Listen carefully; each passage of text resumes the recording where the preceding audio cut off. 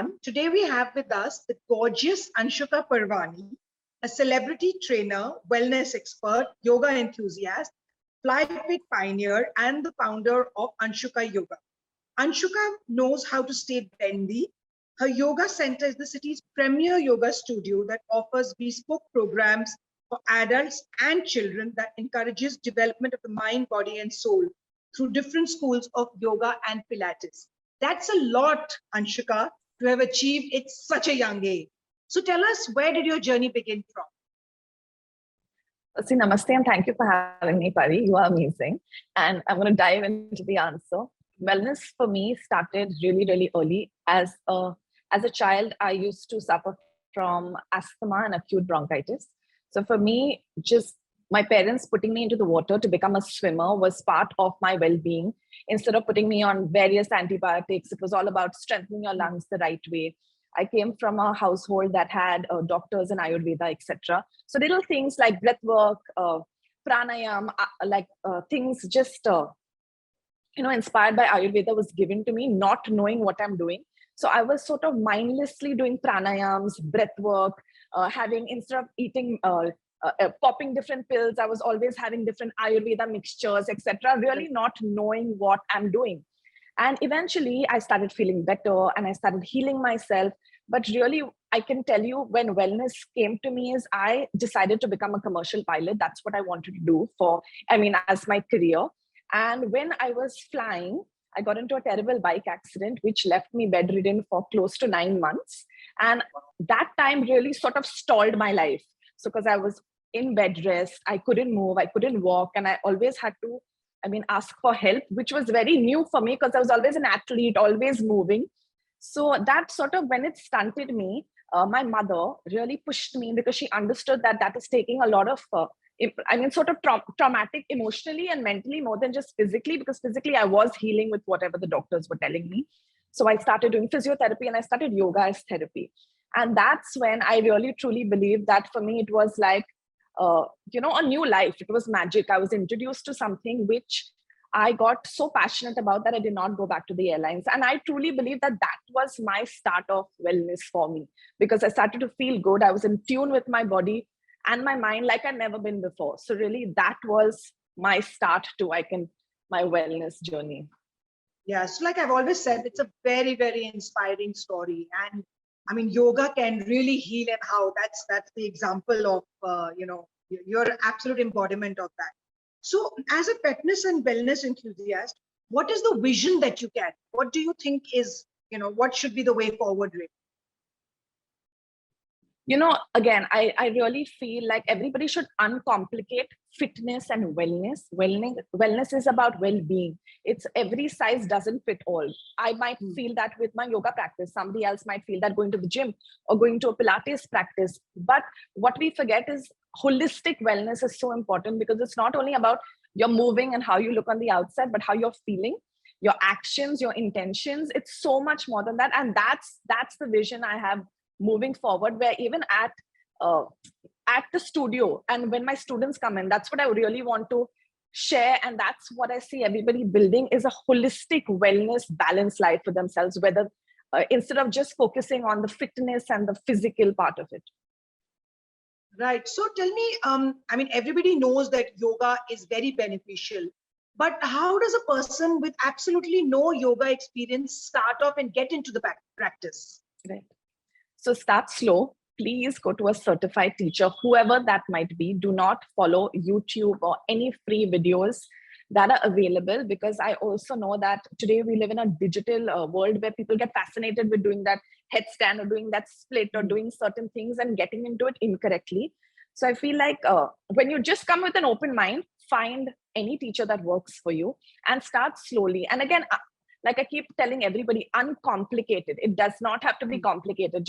It could be a basic hatha yoga practice, which makes you feel good. You don't have to do headstands or handstands or like crazy things that just look visually appealing, but you're not feeling good about it. So I feel like for beginners, I always tell them, find your teachers. Make sure you can go to multiple teachers to find them, because this is just not a physical practice. It's more than that. So you really have to feel connected with who's teaching you. And of course, if you have any contraindications, injuries, make sure that that's taken care of from your doctor's side. Okay, so I want to know, how long does it take for a person to get into being able to do a headstand? I want to be able to do it one day, but Right. I mean, I don't think even looking at it scares me. No, so with the right technique, you'll be surprised. There are a lot of people who've done it the first time in class. With the right technique and with the right core strength and with the right sort of movements, they do it sometimes in the first time. Sometimes a lot of people take maybe even a year. Maybe they're more flexible, but they're not as strong.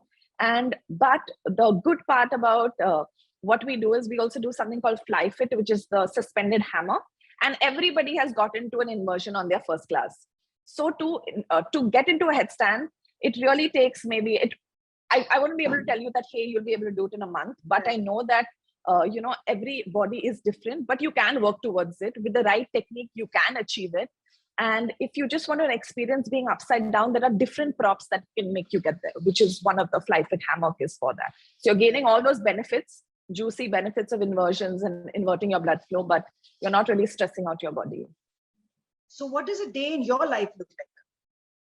A day in my life is a lot of yoga, a lot of food, a lot of time with my dog, a lot of food. I love to eat. A lot of food. Okay. A lot of food. Yes, I absolutely love to eat. And that makes me, food gets me excited. So I'm always looking forward to my next meal.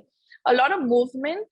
And also I truly believe, because I feel like I was given a new life. So I like to move. I don't like to just be seated, because that makes me feel like if I have my legs working, I should be moving. And a lot of time my dog, chilling with my friends. But most importantly, I always take out 60 minutes of the day for myself, whether it's sitting on a mat, whether it's reading a book, whether it's listening to music or watching TV, I do that for myself. That's one thing that I'm consistent with. So how does one make an eco-friendly corner in their house for yoga? And actually, that's pretty simple. I would say use some plants. Like maybe, just like 1 or 2 planters would be nice. Make sure there's a lot of sunlight, so you're getting your natural light. So maybe do it in a place where it's nice and ventilated, and just well lit. I just feel that that looks good and appealing to even sit in that place. I also feel like the mat that you use can be your bamboo mats. So there are so many different materials right now which are sustainable, eco-friendly. So of course, opt for those and make sure that they are comfortable. And your space doesn't have to be like a Pinterest worthy or an Instagram worthy picture. As long as that's appealing for you and you feel cozy, I think that could be a nice corner to sort of have in your room or wherever you're making it. So is there any right time to do yoga? Everybody says get up in the morning and do it, but is there any best time or right time to do yoga? So there is a right time according to the texts, and even a lot of study is based on that. We start with just before the sun rises. However, I know that a lot of people have it's even, I don't get my practice in before sunrise because we sleep late sometimes. We don't have enough adequate rest. So right after you have a heavy meal, you should at least keep a 3-hour gap. And if you're having a light meal, about 90 minutes is good. Basically, you want your digestive system to not be working at that time. Hence, we do it first thing early morning when our stomachs are empty and we are adequately rested. But if you're not, then don't wake up and push yourself when you're tired or you've eaten a heavy meal few hours ago, because you're not going to gain benefits with it. So I would say that there's no ideal time. As long as you're moving and you make time for it, I think that's more important than the ideal time. And what are the basic yoga poses that everyone should literally incorporate into their life? Surya Namaskar. Everybody can do it. There are so many variations for Surya Namaskar. If you're injured, there's a variation. I'm sitting on a chair, you can use a chair for injury. Pregnant women can also do variations of Surya Namaskar because it takes care of your stretching, strength, flexibility, and endurance. So somebody can do 10, someone can do 20, you can change it around. So it's taking care of everything. And I would say add a breath work and a meditation practice. So it could be 1 or 2 of your favorite pranayams. And meditation, and I'm not talking about like hours of meditation, 2 minutes to just like close your eyes, set an intention for the day, just connect with yourself. I feel like we've all forgotten to pause. So just 2 minutes in a day, something that even I do. I wake up and I keep my eyes closed for 2 minutes, just like sort of set an intention for the day, and legs up on the wall. Viparati Karni. It's so simple. Everybody can do it. It's like when you're lying on the bed and your legs are on top. So you can use any wall. And every single person can do it. And it's as good as an inversion. So because you're reversing your blood flow with just putting the legs up on the wall, it's sort of, your metabolism is waking up. It's helping your hormones being secreted correctly.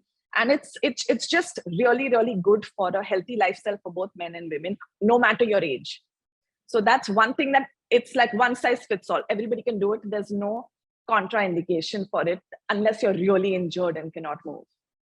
Okay, so I'm going to start this from today. Yes, absolutely. Because that it just feels good. It's giving you all these benefits of an inversion. So it's as good as doing a headstand. Nice. So tell me one piece of advice that somebody gave you that you've never let go.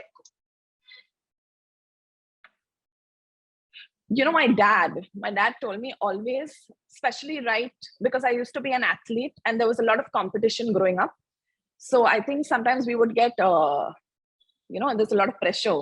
And as a child, when you're swimming and there are 400 other swimmers, it can get to you. So that's one thing he told me, that have fun with it. Don't forget to stay happy while you're doing it. Enjoy what you're doing. Of course, keep the hard work and the consistency and the discipline, but don't forget to have fun, because the second you stop loving yourself and stop having fun, you're not really going to do as well as you could.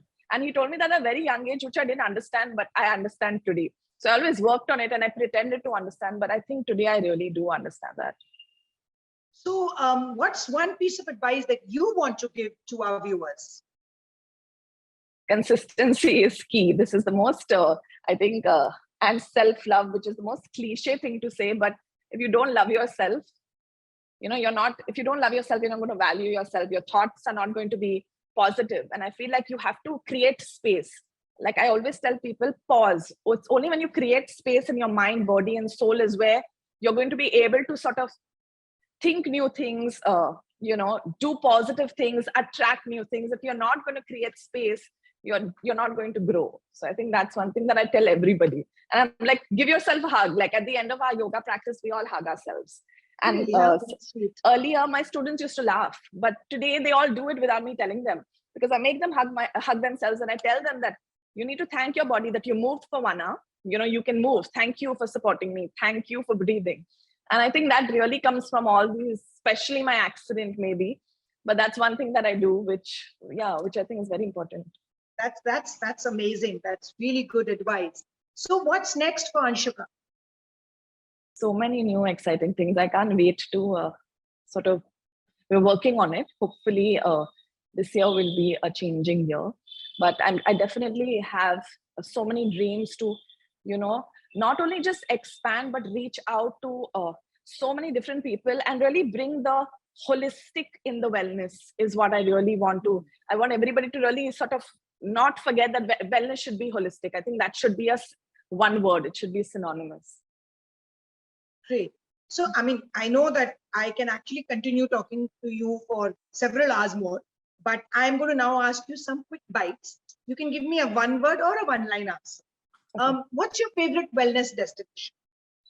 Currently, the Soneva and the Maldives, because I've just gone there twice in the last 3 months. Soneva ambassador. I wish, yes. So your top 3 destinations on your bucket list? I really want to see the Northern Lights. So anywhere, Iceland or wherever you can see it. I want to go to Masai Mara. I really like going to safaris, but I haven't been there. And the Bahamas. Oh, nice. Yeah, sounds interesting. Yeah. So one thing without which you don't move out of your house? My 3-liter water bottle. That bottle which I'm also water. I love water. Stay hydrated. So snacks that you like to munch on? Nuts. Just like different, like nuts, dates, almond, badam. I just snack on nuts. I think it's easy. Okay. So are you currently binge watching anything? Yes, I'm binge watching a show called Tehran. It's all about like Mossad and like the spy world. And I really enjoy all of that. So I'm watching that. Oh, nice. Interesting. Yeah. So what's your style quotient? Like comfortable. Keep it comfortable. One person you will always look up to? I think my parents. Like not one person, but I think my parents for sure. nice. Your fitness mantra. You are as flexible in your mind as you in your body and spine. Nice. And yeah. Very nice. What's your favorite hobby? Besides I think yoga. flying for me, like, because I always, because I keep my license current. So whenever I get a chance, I always go back and fly a few hours. Fly. Yeah, I still fly. And so it's a very expensive hobby. I forgot to ask you about your diving. I believe you're into diving.